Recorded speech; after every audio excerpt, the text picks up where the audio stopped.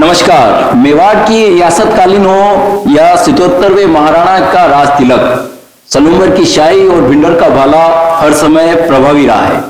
इस बार के राज तिलक में सलूमर की शाही और भिंडर के भाले की काफी चर्चाएं रही। आज हमारे साथ है भिंडर के महाराज रणधीर सिंह जी भिंडर, जिनसे जानेंगे कि इस राज तिलक में क्या कुछ विशेष रहा और जो घटनाक्रम हुआ उस पर क्या अपना नजरिया। वर्तमान राज तिलक की तरह 40 वर्ष पहले जो राज तिलक हुआ था उसमें भी क्या विशेषताएं रही थी और क्या कुछ हुआ था? पिछली बार महाराणा साहब महेंद्र सिंह जी का राज तिलक हुआ था। मेरे ख्याल से उस समय मैं तो था, काफी उमराव जो अभी हैं उनमें से काफी लोग नहीं थे, कंवर पदे थे वो लोग। और उस समय भी मुझे याद है कि महाराणा साहब महेंद्र सिंह जी का राज तिलक जो है, उस समय महाराज रावत सलूमर जो निर्भय सिंह जी थे उन्होंने अपने रक्त से तिलक किया था और हम सब उमराव ने उनका नजराना किया था। और उसके बाद में धूनी पे भी गए थे, किंगी भी गए थे। और जो रंग का दस्तूर है वो शंभू निवास पैलेस में, क्योंकि उसमें ताले लगे हुए थे तो हम तो यंग लोग थे, सब 26-27 साल के थे, तो हमने ताले वाले तोड़े और महाराणा साहब को अंदर बिठाया था। मेरे साथ कई लोग ऐसे थे, हमने वहीं पे रंग का दस्तूर किया था।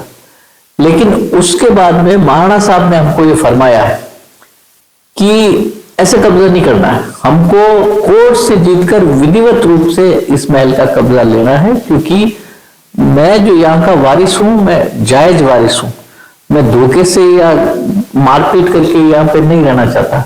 उसके बाद में उन्होंने खुद ने रिसीवर नियुक्त करवाया और फिर वो समौर बाग में पधार गए। रिसीवर जब नियुक्त हो रहा था उस समय आईजी थे, डीआईजी थे उस समय, तो मिश्रा जी एक थे। तो उन्होंने ये कहा था कि भाई अब आपसे कब्जा लिया जा रहा है तो रिसीवर जब हटेगा तो आपको वापस कब्जा दिया जाएगा, लेकिन ऐसा हुआ नहीं। और उसके बाद में शिवचरण जी माथुर जब मुख्यमंत्री थे, बूटा सिंह जी केंद्रीय गृह मंत्री थे, पता नहीं उन्होंने क्या घालमेल की कि वो कब्जा जो महाराणा महेंद्र सिंह जी से लिया गया था वो अरविंद सिंह जी को दे दिया। और इस तरह से अरविंद सिंह जी का उस महल पर आना जाना हो गया और महाराणा महेंद्र सिंह जी समौर बाग में ही रह गए। क्या 1984 के समय जो महाराणा महेंद्र सिंह जी का राज तिलक हुआ था उस समय उनके छोटे भाई अरविंद सिंह जी भी उपस्थित रहे थे या उनका परिवार उपस्थित रहा था? नहीं, अरविंद सिंह जी से हम निवेदन करने गए थे कि पारिवारिक लड़ाई तो कोर्टों में आप करोगे, लड़ते रहोगे, लेकिन हमारा ये ट्रेडिशन है, कल्चर है, जिसको हम बोलते हैं कि परंपरा है, उस परंपरा को निभाने के लिए हम चाहते हैं कि आप भी पधारो, हम भी महाराणा साहब का नजराना करेंगे, आप भी करना। लेकिन उन्होंने हमको कुछ ऐसी बातें की जिससे हम लोग फिर वहां से उठ करके चले आए। लेकिन हुआ वो माणक चौक में ही हुआ था। वो सिटी पैलेस में धूनी दर्शन के लिए इतनी गहमागहमी में रही, तो उस समय सिटी पैलेस में राज तिलक कैसे आयोजित हुआ? राज तिलक उस समय भी काफी मुश्किलों का सामना करने के बाद माणक चौक में व्यवस्था हुई थी। और माणक चौक में जब राज तिलक हो गया उसके बाद में धूनी का दर्शन भी हुआ। एकलिंग जी के वहां पर भी बाड़ाबंदी कर दी थी पूरी, लेकिन हम लोग उस समय थे, हम सब ने वो बाड़ाबंदी हटाई। मेरे साथ कई और उमराव भी थे, उन सब ने उसको हटा करके महाराणा साहब के दर्शन कराए थे। उसके बाद में हम शंभू निवास में गए थे। शंभू निवास में फिर वहां पे भी ताले लगे हुए थे, वो ताले वाले हटा करके और महाराणा साहब को हमने बिठा करके और उनसे रंग का दस्तूर हमने दिया था।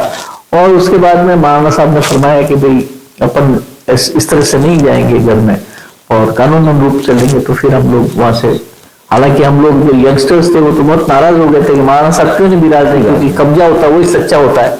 लेकिन महाराणा साहब ने हम सबको फटकारा और कहा कि देखो तुम गलत काम मत करो, हम सबको समौर में जाना है, कानूनी रूप से मैं जीत कर आऊंगा तभी ये लोग। पिछले काफी समय से महाराणा को लेकर लोगों में असमंजस था, तो क्या अरविंद सिंह जी का भी कोई राज तिलक हुआ था क्या? नहीं, राज तिलक नहीं हुआ। दोनों भाइयों में क्या विवाद रहे जिसके चलते महाराणा विश्वराज सिंह जी के लिए सिटी पैलेस के दरवाजे बंद कर दिए गए? नहीं, विवाद की बात नहीं है। हम तो महाराणा विश्वराज सिंह जी ने हमको पहले ही फरमा दिया था कि देखो मैं विवाद नहीं चाहता, सब कुछ अच्छी तरह से हो जाए।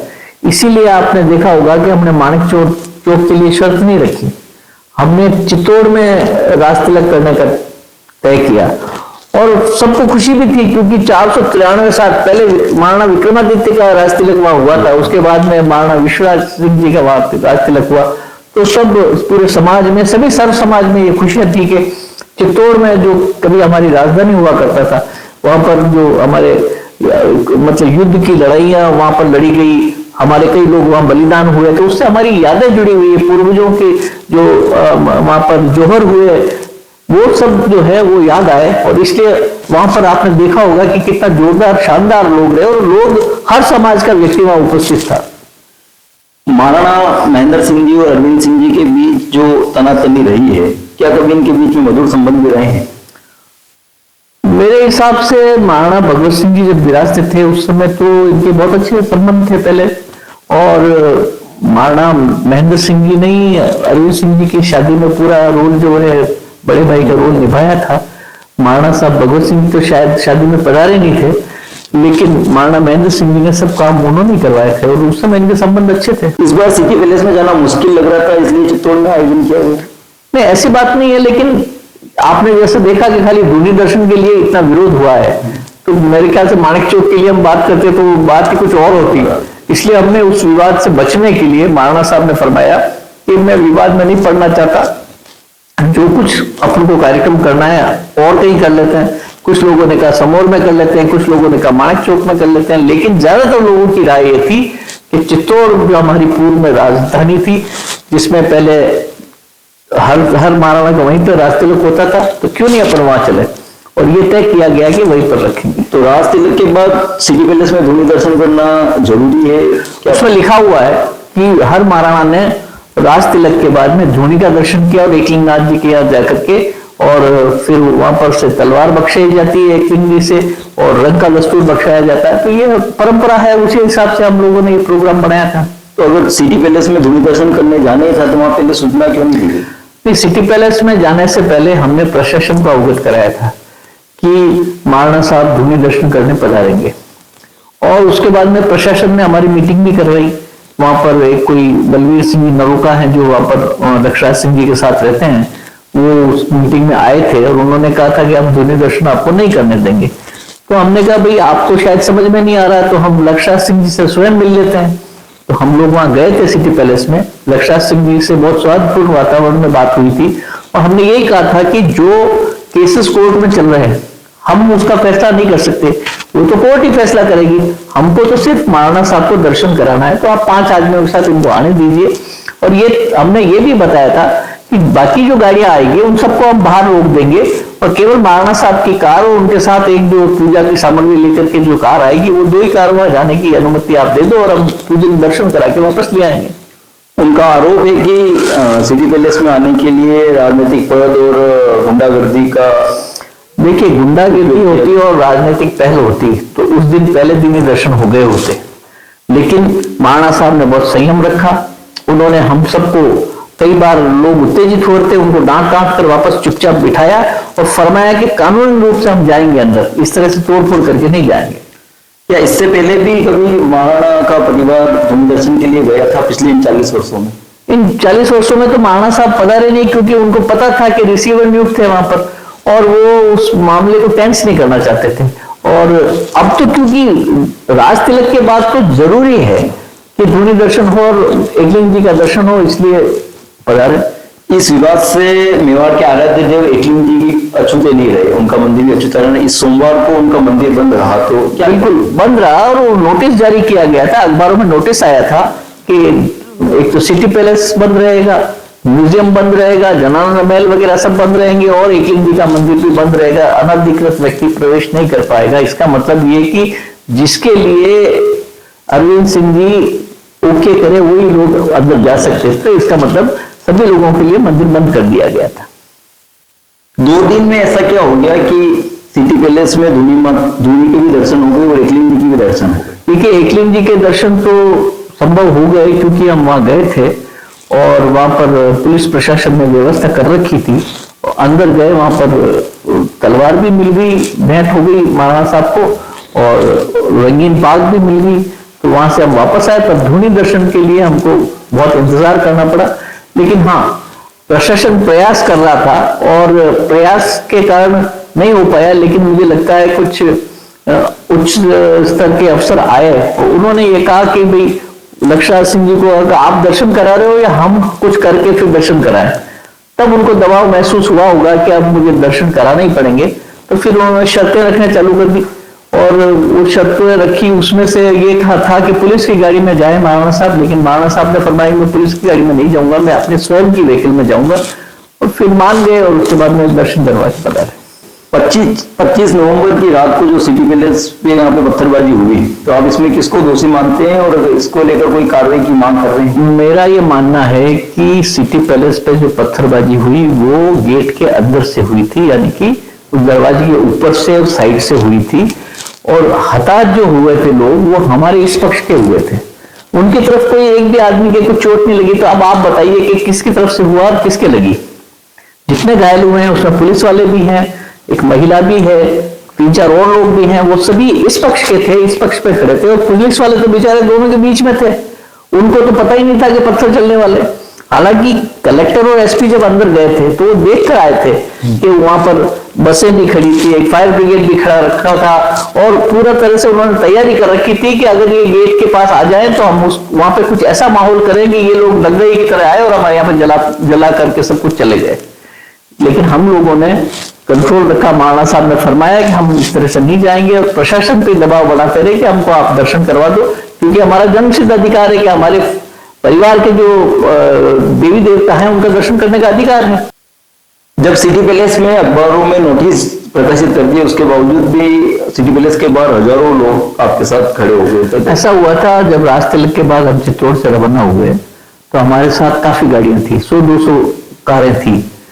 लेकिन जब एसपी साहब और कलेक्टर साहब का फोन आया कि आप लोग अगर सिटी पैलेस की तरफ आ रहे हो तो आप 10 गाड़ियां लेकर के आना, तो हमने सोचा कि शायद प्रशासन ने लक्ष्य सिंह जी से बात कर ली होगी, और हमने जो बात उनसे की थी कि 10 गाड़ियां आएगी, उनमें से 1-2 गाड़ी अंदर जाएगी, बाकी बाहर रुकेगी, उसी हिसाब से हम आए थे।